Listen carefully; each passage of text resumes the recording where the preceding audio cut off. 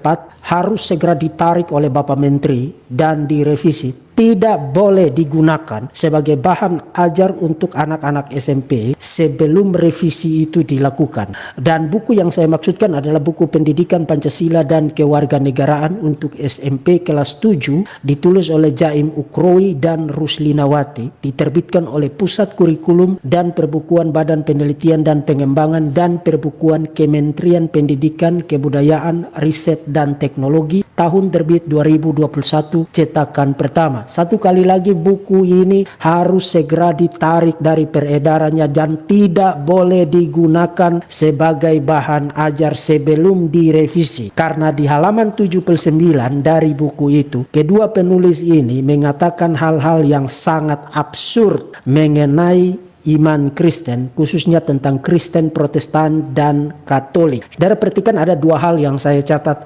dari halaman tersebut. Pertama, kedua penulis ini mengatakan bahwa baik yang Protestan maupun yang Katolik percaya doktrin Trinitas atau Tritunggal yang formulasinya terdiri atas Allah, Bunda Maria, dan Yesus Kristus. Itu dusta. Itu adalah dusta. Dan lalu dari mana kedua penulis ini mendapatkan formulasi dusta ini? Mendapatkan dari literatur Islamik yang berdusta mengenai iman Kristen. Kemudian kamu gunakan uang dari pemerintah.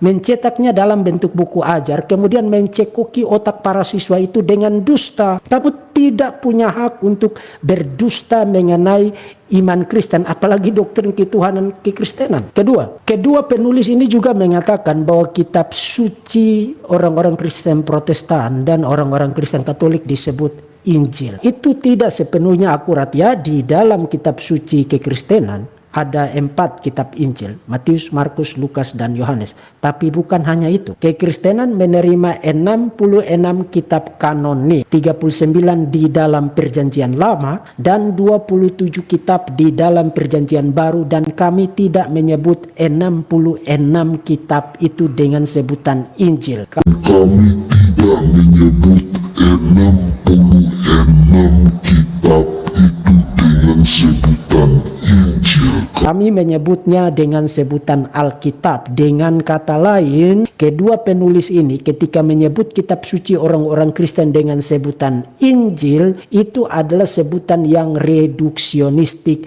dan tidak akurat secara faktual.